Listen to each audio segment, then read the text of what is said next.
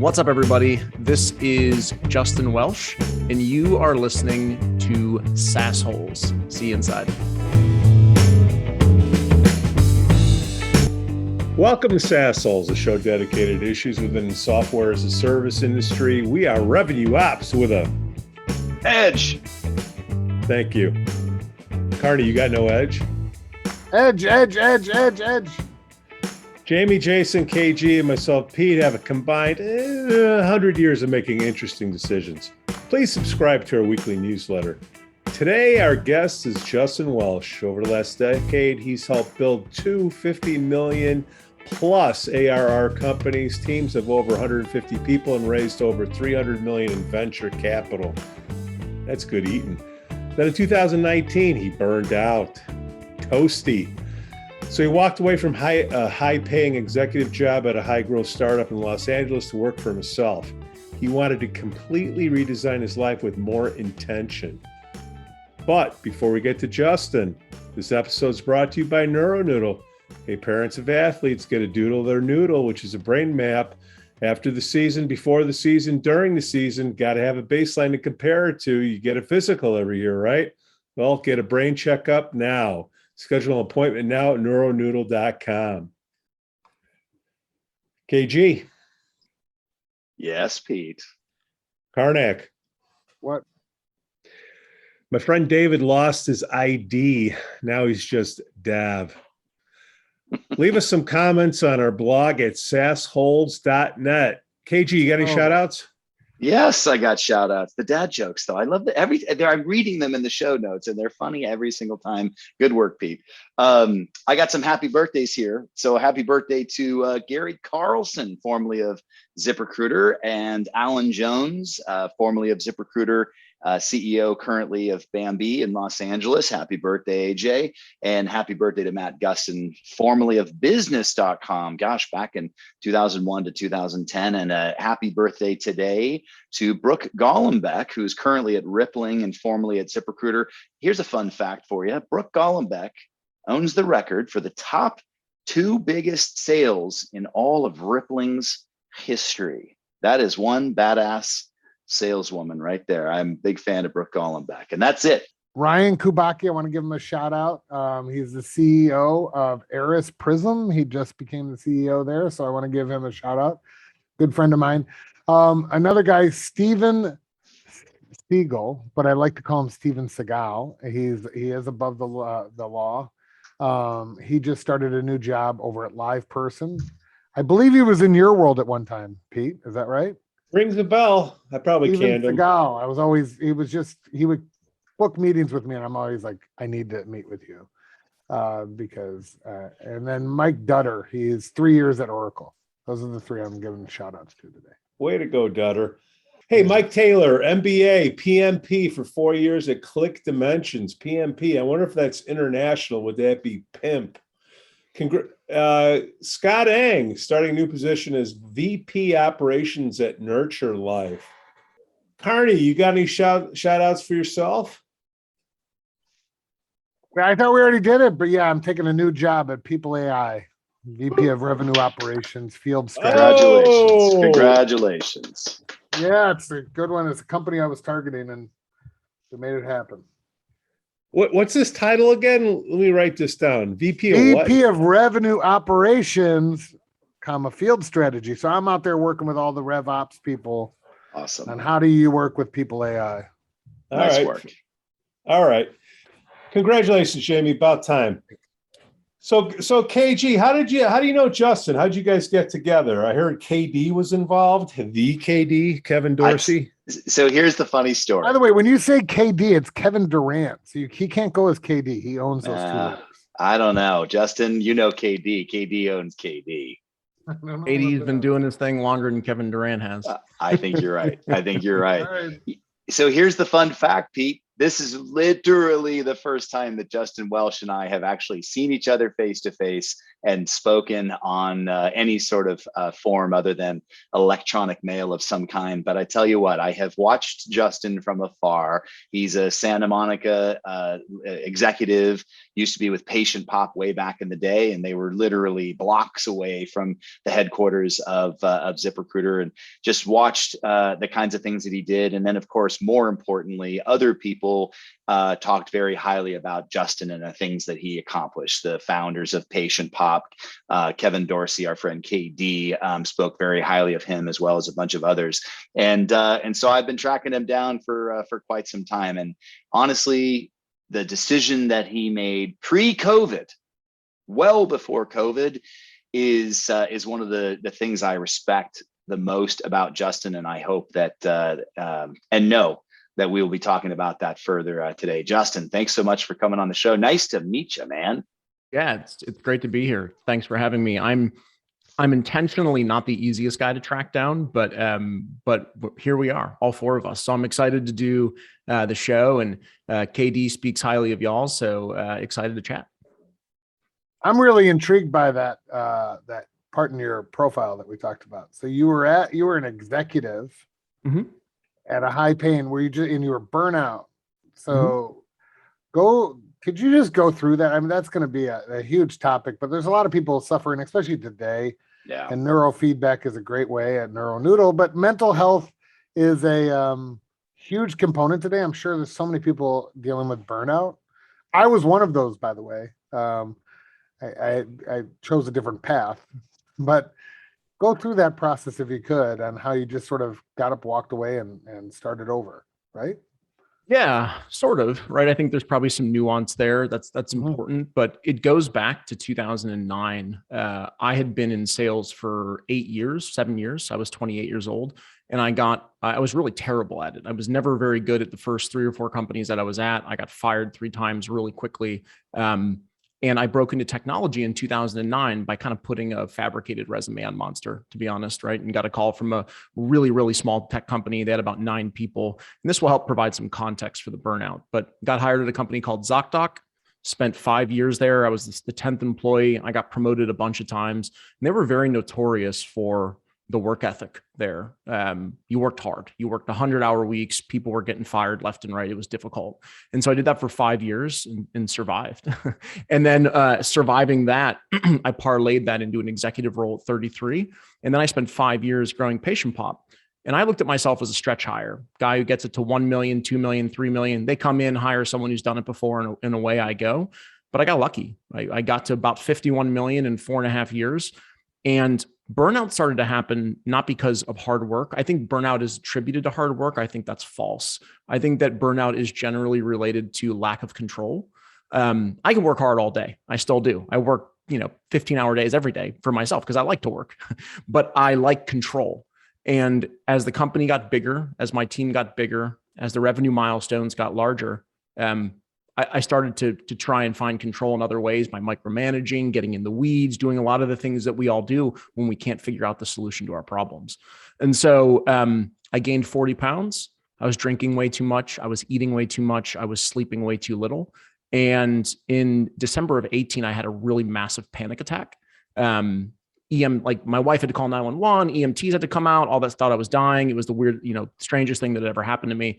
And that December, I went to my co-CEOs, Luke and Travis, and said, hey, I think it's time for a change.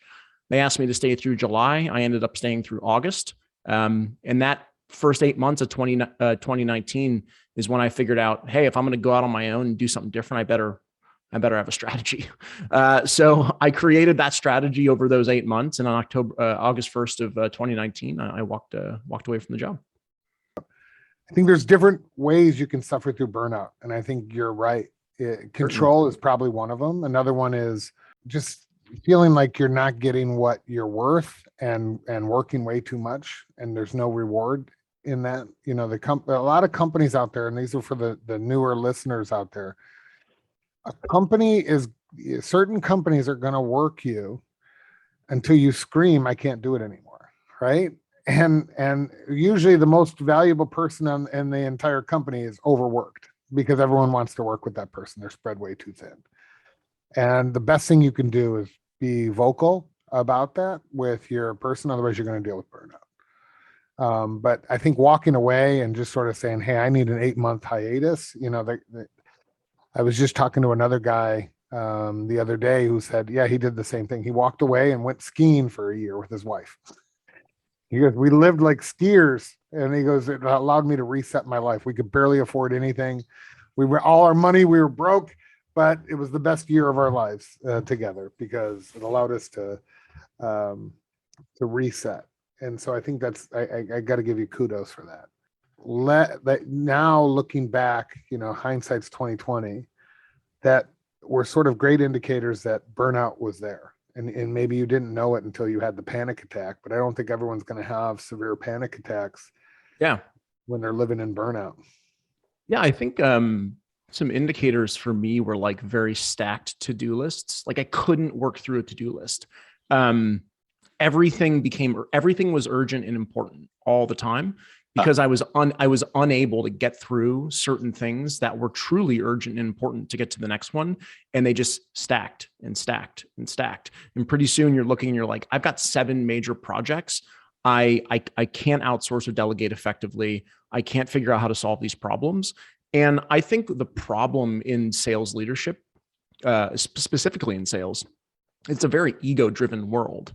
And so very infrequently do you have men or women who are running the sales organization who are willing to throw up their hand and say, hey, I'm struggling here. Like I can't figure this out. I need some help. It's very like chest thumpy. It's very me, I've got this. And that's why I think especially in startups, Justin. Absolutely. Keep totally.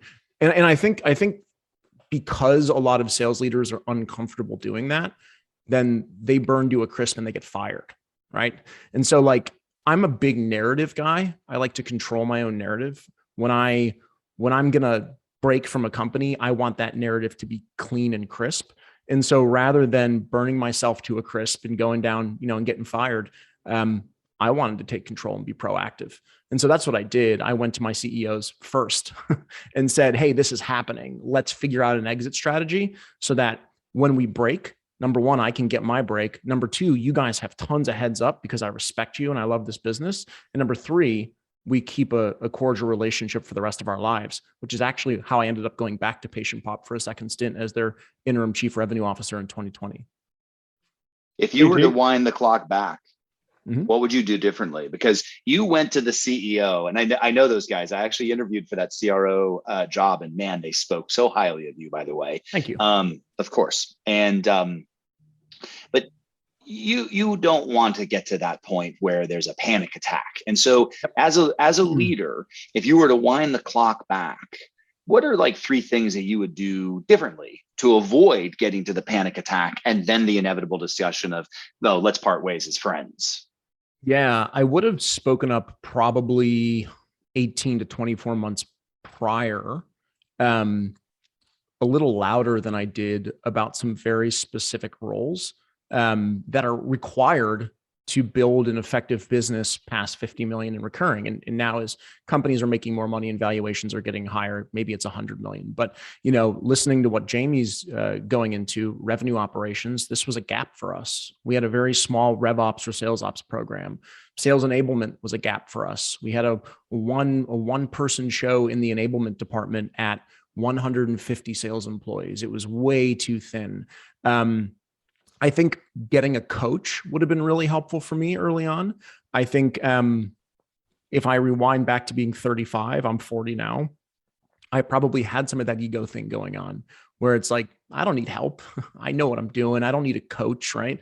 I wish I hadn't thought that way.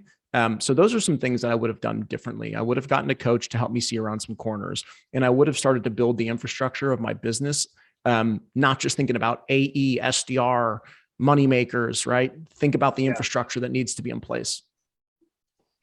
A lot of stress comes into play.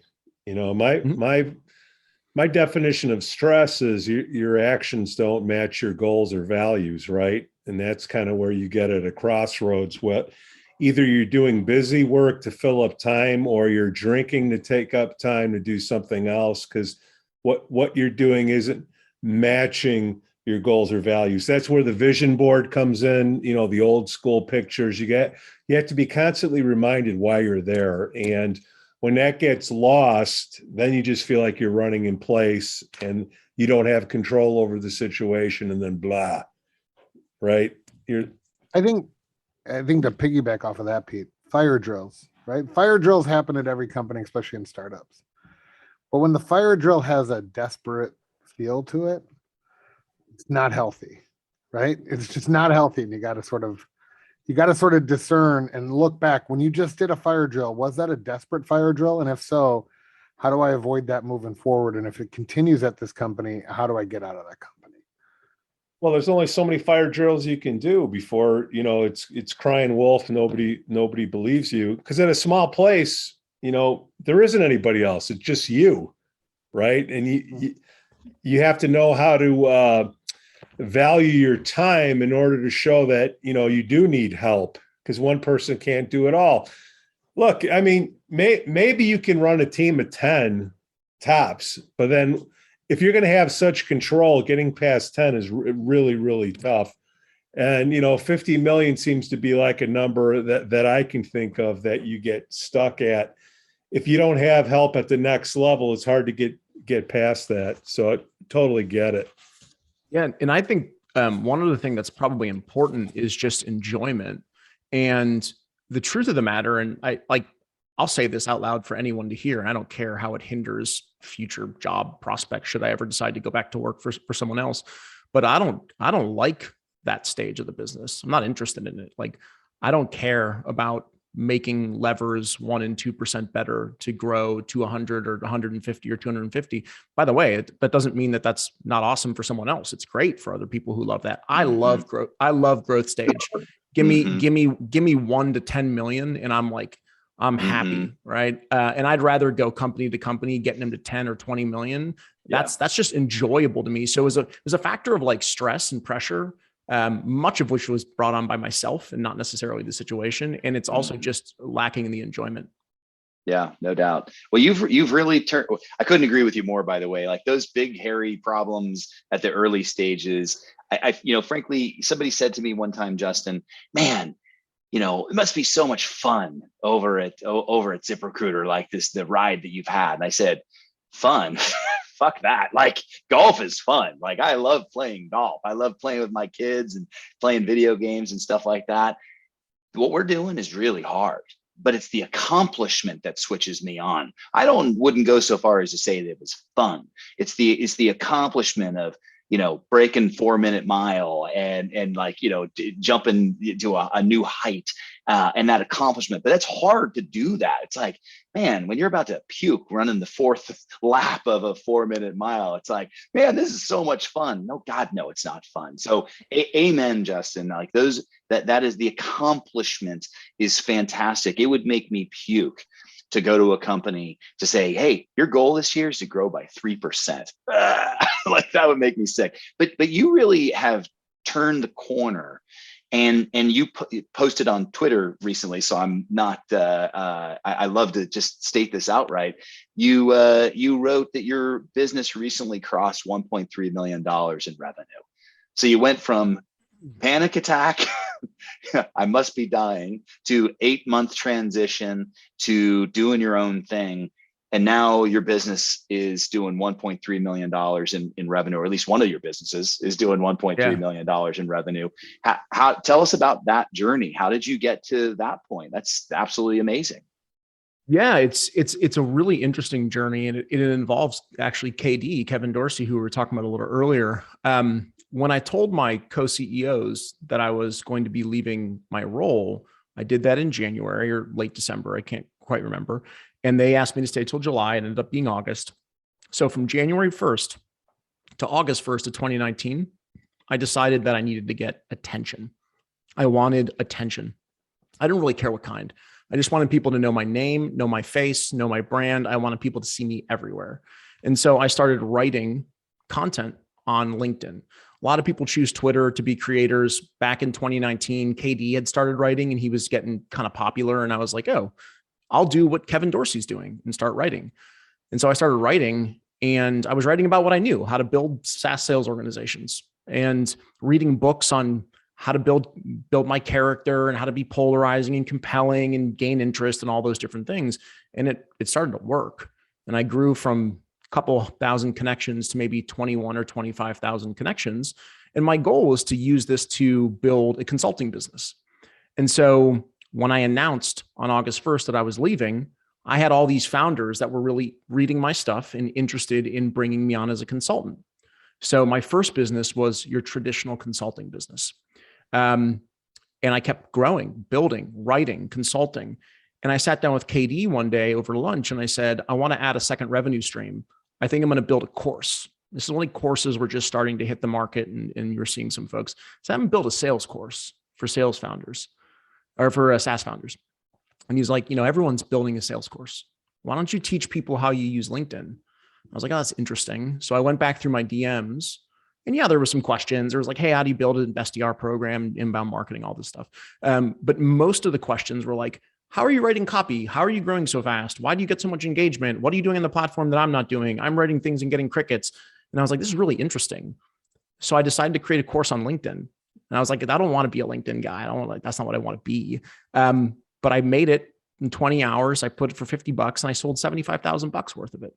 And I was like, this is awesome.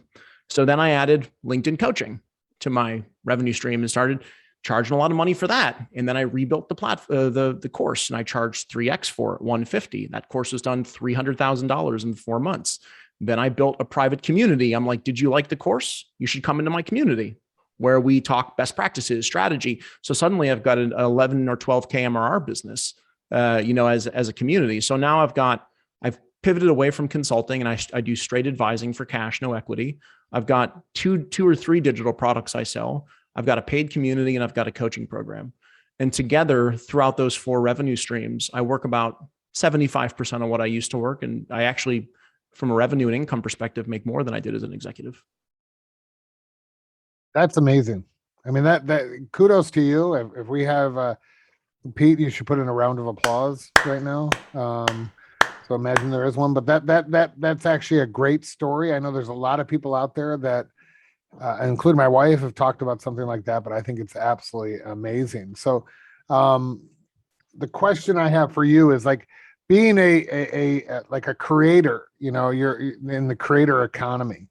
Can you give our listeners, any type of understanding or learnings that you have now becoming one of those creators, and how do you start that up? I mean, sounds to me you had a background, but you just sort of put yourself out there, right? So how do you go about doing that for anyone who's thinking about doing this stuff? First thing is mindset. It's understanding why the creator economy exists. And I'll give you the easiest way to think about it. When I go to the gym, I get on the elliptical machine and I look to my right, and ESPN is generally on the television.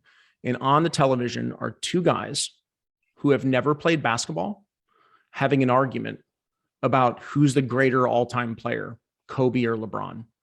There's no answer. Whoa. It's Jordan. Sure, Jordan, whatever. Right? There's always it's Jordan or Kobe. Get LeBron out of here. Sure. Jordan or LeBron. So there's no right answer. I mean, sure, we all have strong opinions, but it's 2 dudes. There's the right answer. It's Jordan. Sorry, I didn't interrupt. No worries. There's 2 dudes who have never played the game arguing over something that is entirely subjective. Welcome to the internet. That's how the internet works.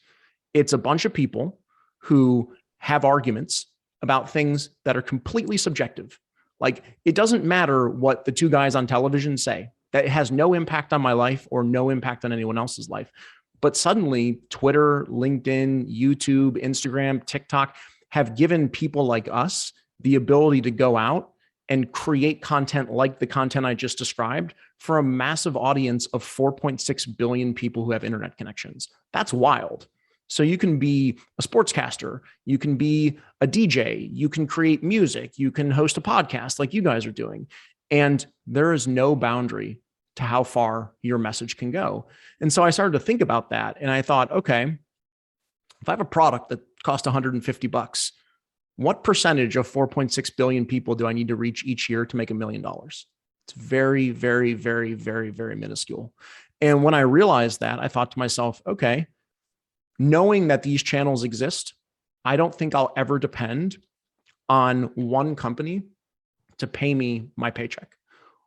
When I invest money, I diversify my portfolio. So when I'm creating income, the most important thing in my life that keeps my family afloat, why am I not diversifying my portfolio there? So I created business after business after business that allowed me to go out and make sure if one fails, I still have 3 other in the hopper.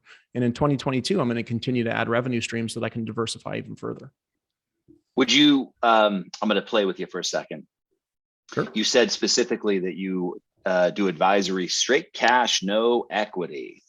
In the same vein of diversifying your portfolio, why wouldn't you take equity from time to time in companies for advisory roles? And I'm not saying minuscule amounts. I mean, like, market value for your, for your service. Why wouldn't you take equity?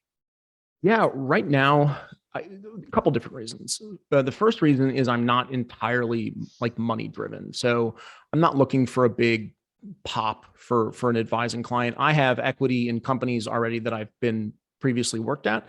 I also invest, I angel invest. So I have, my money tied to some companies who I believe very strongly in. For the most part, if I'm going to trade my time today, it has to come at a premium monetary value that I've set for myself. And so if someone is willing to pay me that money, then I will take them on as a cash-based client, because every hour that I give away, equity is so, the idea that equity works is difficult for me because I've seen it not work for so many people. And so I trade my time for money, and then I take all the money that I earn and I reinvest it back into my businesses that don't require my time. And so time to me is the greatest thing that I can get right now. And I'm not going to do it on a 1% chance that a company might go public or have a meaningful exit. I'd rather make that couple $1,000 and reinvest it into automation so that when I wake up tomorrow morning, I've made money while I sleep. That to me is much more enticing than taking a wild bet or playing Russian roulette with a company.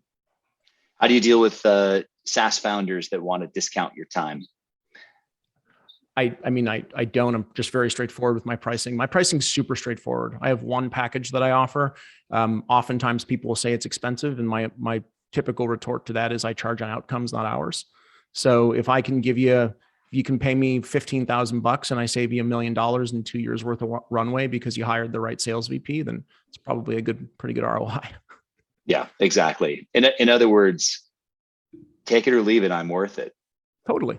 I don't need the business because I have 3 other businesses. And when you're in a position of leverage, you can turn down bad fit clients. Absolutely. Amen to that. You're one of the things I admired about you and being at ZocDoc, by the way, geez Louise, I can't even tell you how many times they came after me for a director of inside sales role. And I cannot tell you how many times I went, oh my God, there's no way I want to put myself in front of that freaking boss. But you have an expertise in SMB, go-to-market strategies for SMB SaaS products. We've got new sales leaders here, SaaS founders here. What are some of the keys for SaaS founders and new sales leaders to excel in selling, SMB SaaS products? Yeah, I think the first thing is I see a lot of SMB companies, and SMB is not defined in my world by price point. It's really by velocity. How fast does this thing move from start to finish? The average sales cycle at my last business, 8.5 days. At ZocDoc, probably even faster. And so the things that I always think about is how do you build an assembly line, right? So if you go to a Ford plant, there's always a guy or gal putting a windshield on a car. Maybe it's a robot today. I don't know, right? I've been to one in a while, but like you put the windshield on the car. No one is going, hey, you should see me put the windshield on the car. I do it this really neat and interesting way. I like to spin it first and then I pop. No, everyone does it exactly the same, always, right? Go, go, go, move, move, move. Let's get these cars built. And that's what it's like to build an SMB SaaS team. Is there's not a whole lot of room for flexibility in your sales process. Your sales process has to be very, very fast. It has to be very, very rigid. Sure, you can do demos differently and people have their own personality and so on and so forth, but we move deals from stage to stage very quickly based on what we know has worked in the past. So the best thing that I always recommend founders do early on is they take a look at their last 10 or 20 deals that have gone through the sales cycle in the way that they expected it. They lay those out from start to finish, from the moment that customer learned about your brand to the moment they're signing on the dotted line. They lay those out all together and they look for commonalities. How did these deals move through the sales cycle? Were the same decision makers come in at the same time with the same message? What were the most common objections? How do we move them from point A to point B? And you reverse engineer your sales cycle. And then every single quarter, you look at your sales cycle from start to finish and you say, where do we think we can make this slightly faster? Because people are always worried about close rate, average contract value. All those things are really important. But if you can move twice as fast, you can do twice as much inside the same given period of time. So for me, building that fast assembly line is all about really using data and analytics to understand your sales cycle. Hey, I think you hit a key point here. And I feel this trap almost across every sales organization I talk to. And we call ourselves the revenue ops with an edge, but revenue operations or sales operations today in most companies is used as a ad hoc reporting mechanism. Those people are key to exactly what you said. If you have a true sales ops person, a true rev ops person, they should be spending all their time looking at how do I scale and how do I expedite the sales process so that salespeople can be focused more on selling and less on, you know, all the nuanced administrative stuff. And I feel like too many times we have sales ops people at companies that are really just sort of pacifying the administrative process, and they're not thinking of scale. They don't have the expertise in doing that. The data analytic, if you're going to hire for a sales ops person, in my opinion, and correct me if I'm wrong, Justin, you want to hire data analytics and you want to hire somebody, an operator that thinks about scale. Totally. And thinks about uncovering revenue. I don't want a police officer. Like, I don't need someone to tell me that Jim didn't enter 11 Salesforce calls. That's Jim's responsibility and then his manager's responsibility, not the police officer group of sales. Or people AI can do it for you. Or people AI. There you go. Good plug. So what I love is I'll take a guy that I brought onto my team, and I think of RevOps, the leader of RevOps, as like my right-hand person. I brought on a guy named Jeff Ignacio. He now leads RevOps for the West Coast and for Amazon Web Services. And Jeff was my right-hand man. And the things that he used to do for me were not like, hey, someone didn't enter a Salesforce report. He would pull things and say, did you know that if Bobby and Colsum only sold to dentists and not to doctors, we would have done 1.1 million in additional revenue last quarter? Those are massive pieces of data that sometimes sales leaders like myself and like us, we don't necessarily always know how to find.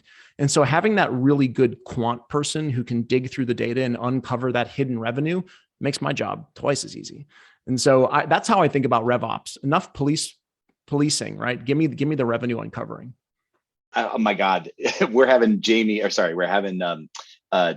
on the show in February. I worked with him at Upkeep for a hot moment. You're so right, Justin. A great RevOps leader gives me insights. Were you aware? Did you know? If only we did. And it was like 9, 10 o'clock at night. He'd come to me with these insights about how, you know, where things were working or where things were not working, and not that police officer. Just an amazing partner. And I think the world of him. Justin, what's your ideal customer profile? Who's calling you up? What are the problems? What's your sweet spot, company size, revenue, and so forth? In case there's anybody listening out there would like your services. Yeah, I keep a really tight niche because I know my value and where I'm competent and where I'm incompetent. So I do I'll define this at the end. I do early stage SMB SaaS founders in the healthcare technology vertical. So generally what I'm looking at is a company between 1 and 10 million in recurring revenue. They generally have one channel for their sales and marketing. It's either inbound or outbound usually.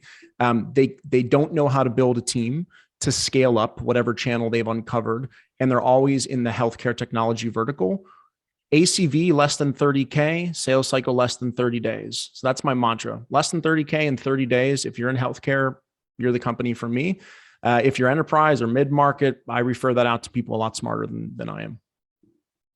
Sales cycle, short, transactional. What's a fancy word? Velocity? Is that what everybody's calling it today? Yeah, I call it sales cycle, but yeah, there's all kinds of interesting sales velocity equations, which spit out a number that doesn't mean all that much, but yeah, high velocity. It's not transactional. It's high velocity. I got it.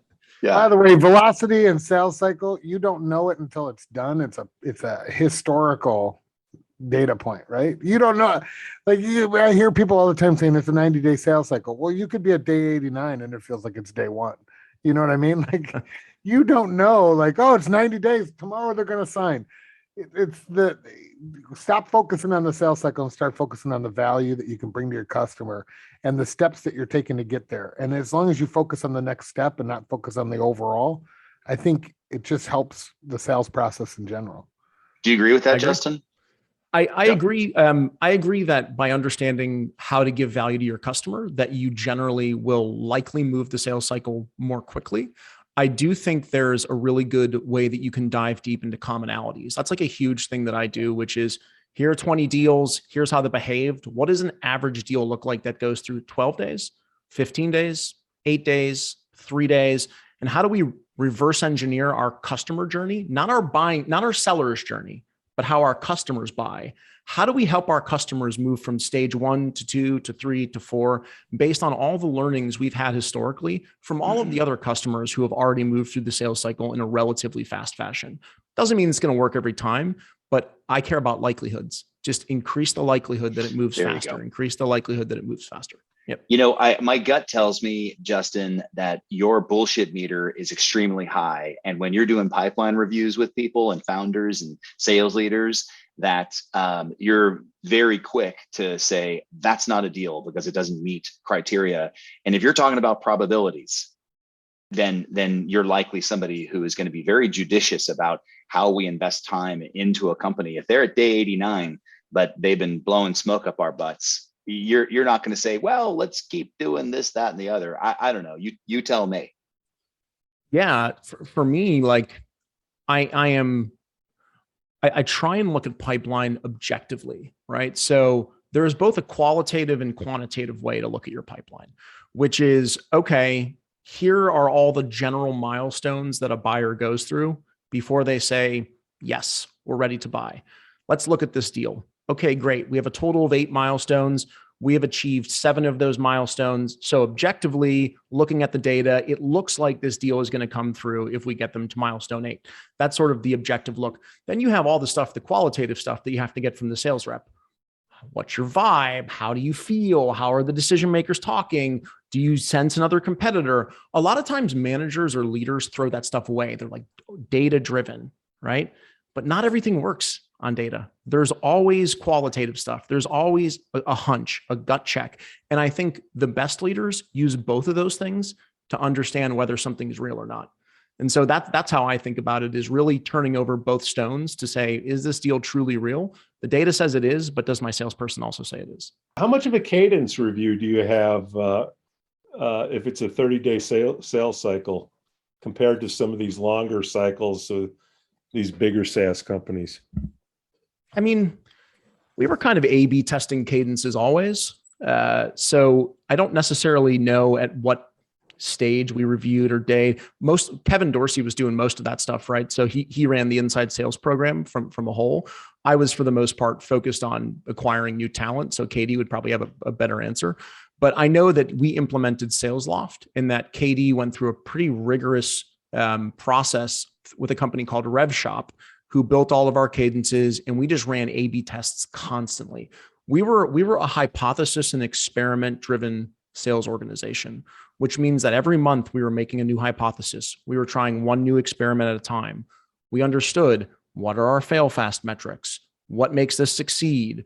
Like when do we pull this thing and say this thing's not working, right? And we got to stop right away. How do we understand whether it worked or not? Katie was in charge of a lot of great experiments, and that's why he's a really stellar inside sales leader who, everyone wants to hire. Let's talk commonalities.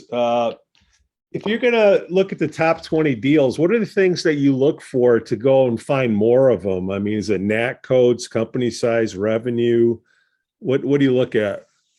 Yeah, for me, I come from a healthcare background. So I'll give you an example of some things we might look at. I like what I might call triple commonalities when prospecting. Hey, we've signed up a bunch of orthopedic surgeons. Therefore, orthopedic surgeons are good prospects. Are they? Let's take a look at the orthopedic surgeons we've signed up. Well, on average, the orthopedic groups that we've signed up have 3.5 total providers in their practice. So is a one-person orthopedist a good prospect? Maybe not, right? So now we have orthopedists who have 3 or more providers in their practice. Let's continue to take a look through these top 20 deals that we've recently signed.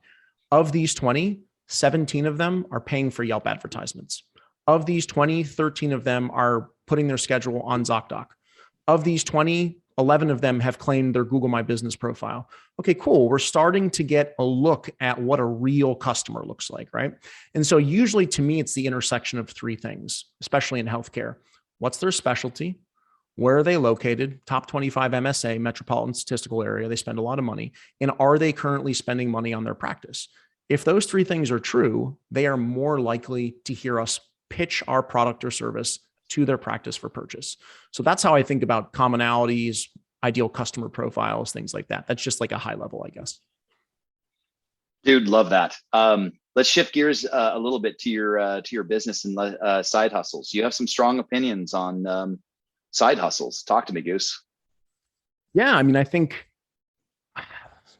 we're entering a really not strange time. That's probably not the right word, but different time where you have sort of the old school and in the new school, at least what I'm seeing. Let's take a look at companies like Gong, Outreach, Gravy, companies whose salespeople and employees are currently on social media, building brands, right?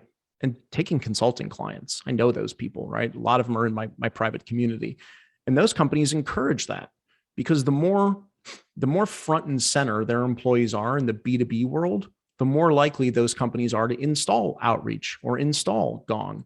But you have a very old school mentality in a lot of companies where they say, 9 to 5 is our time. And we have an agreement in place with you that outside of working for us, you can't work for anyone else. How do you not want to build a business full of intrapreneurs and entrepreneurs? Like when I see someone who's building a side hustle, I see autonomy, motivation, intelligence, an understanding of marketing, an understanding of attention, an understanding of how to sell. Those 6 things, how are those not valuable in your sales or marketing or customer success organization? But these companies that are old and antiquated continue to put the clamp down. And what's happening is these folks are doing one of 2 things. They're going to companies who support them. We all know it's great to support our employees, or they're going and doing their own thing. Because right now with the pandemic, even though it's kind of coming hopefully to a close, right? You can move to a place where cost of living is low. You can go figure out how to niche down and find a client that'll pay you a couple $1,000. You land a few of those, and suddenly your SDRs and your account executives are making the same amount of money working for themselves, living in a better cost of living area. So I'm a huge fan of side hustles because I want to build a company of entrepreneurs, because that's how I think you find top talent. I mean, ZipRecruiter was literally formed as a side hustle with the 4 founders. They literally on kitchen table, after hours. That's what they did. I know a company that told me recently that they do not want anybody in their company to do any sort of podcasts, broadcasts, LinkedIn, public, any sort of personal branding. They don't want to do any of that. You know why? Because they don't want their valued assets to be known in the marketplace. And actually, let me just ask the question. How do you feel about that? I'm trying to think of an appropriate sort of comparison. It's weird to say we have a valuable asset in our business. And so we think the best way to treat that asset is to put an incredible amount of restriction on how they spend their time or their life. Like that to me is the easiest way to get someone who is talented to say, I'm out of here. Like imagine if you went somewhere and they said, you can't post on LinkedIn or Twitter or do podcast appearances unless it's about our company. I mean, I have more leverage than most folks, but I'd say no way. And I think given the circumstance that we're in today, where it's candidates have the leverage today, especially if you're good at what you do, like you'd better rethink some of those processes and thoughts, because the good candidates know their value and their worth in the market today, and they're going to go to places that support them. And part of support is actually helping someone leave. Like that's part of the game. Like if you treat someone really well, they're going to do one of two things: stay for a really long time and be a massive asset, or eventually leave and go do their own thing. That's going to happen anyway if you treat them poorly. So you might as well give them a much better chance of staying at your business. That's how I think about it. It seems pretty straightforward to me, but maybe not. It's a little back asswards when the company is saying, hey, it's such a tight labor market, we don't want people to know about the great people that are a part of our business right now, so let's put some constraints on that and tell them that they can't do personal branding. And it's like, are you hearing what you're saying? We love you at our business, so here's what we're going to do: we're not going to let you grow to your potential. Exactly. Sound good? That's right. You can't do public speaking events. You can't do any of this kind of stuff there. And I'm a huge fan of abundance, Justin. There's plenty to go around. And when new people started at ZipRecruiter, I'm proud to say that I would say to them, look, your lifespan is going to be 2 to 3 years here on average. And I want you to accelerate and do great here so that one day you'll come to me and you'll say, KG, give me a hug. I am going on to double my salary, double my equity, increase my title. And I'd say, bring it in, give me a hug. I'm so proud of what you've done. And I do that, Justin, because I believed firmly that, we're just a steward in their career, a blip in time. And if we can create a great impression on them, and then they go off and go someplace else, hey, if you love something, set it free. Or like I talk about with Luke and Travis from Patient Pop, which is they let me build a brand while I was helping build that company. And now that I have a big brand, like who knows what's in my future? Maybe in 2022 or 23, maybe I'll start a SaaS business.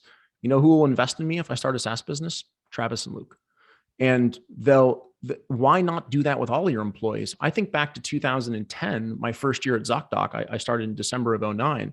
And the people who were sitting around me on the floor, there are now 37, 38 CEOs, COOs, CROs, VCs that came out of that floor. And I can invest in them. I can help them find new employees. I can connect them with each other so they can use each other's services. Like the world is about networking, and online has made it so much easier.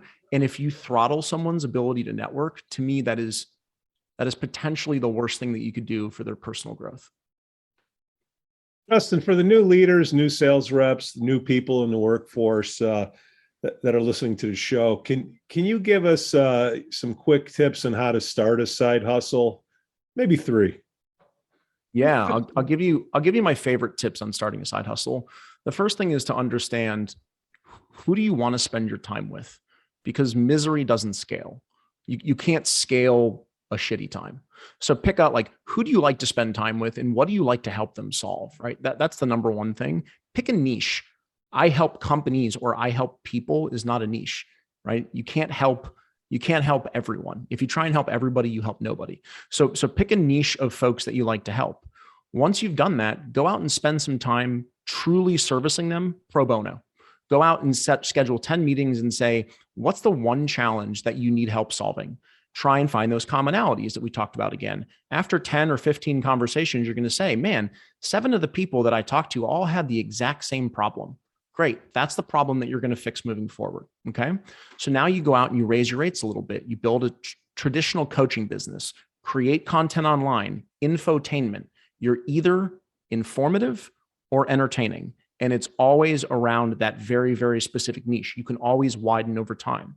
Once you sign a few coaching clients and you're making a few $100 an hour solving their problems and figuring out the solution to that common problem we just talked about, then you start to scale your time. And the way you scale your time is by taking your newfound solution and installing it into a product.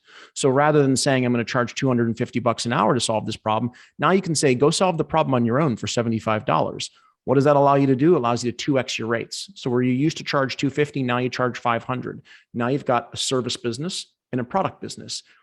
The good thing about having those two businesses is there are certain folks who learn certain ways, self-guided courses. There are other folks who learn certain ways, one-on-one coaching. So you now have 2 learning styles that you can support. And you can also support 2 budgets. So you don't have $500 for an hour of my time? Great. Go buy my $75 course. You don't want to take a course? Great. Pay for my $500 coaching. That's the whole wheel. And then once you do that, you recreate service productize, recreate, service, productize. And by the time you're done, you have a plethora of products that you can offer while you sleep. Genius. Justin, what's the best way for our listeners to find out more about you? A couple different ways. They can follow me on Twitter, which is Justin Saas, Justin SAAS. They can go to my website, justinwelsh.me. Welsh is WELSH. Or they can go learn about my flagship product, which is the operating system to help you grow and monetize your LinkedIn. And that's at theoperating.system.co. Outstanding. Justin, what a great show. Thank you so much for your time. Thanks, guys. It was a lot of fun. I enjoyed it. Thanks for listening to the SaasHoles. On behalf of Jamie, KG, and myself, Pete, we thank you for listening and ask you to give us 5 stars on Apple Podcasts. Subscribe to our newsletter in the podcast notes, and you can always buy us a beer on Patreon/SaasHoles. Hey, it's Thanksgiving coming up, I believe. Well, whenever this thing airs. We are very thankful for our Patreon listeners out there. We thank you for listening. Cue the music.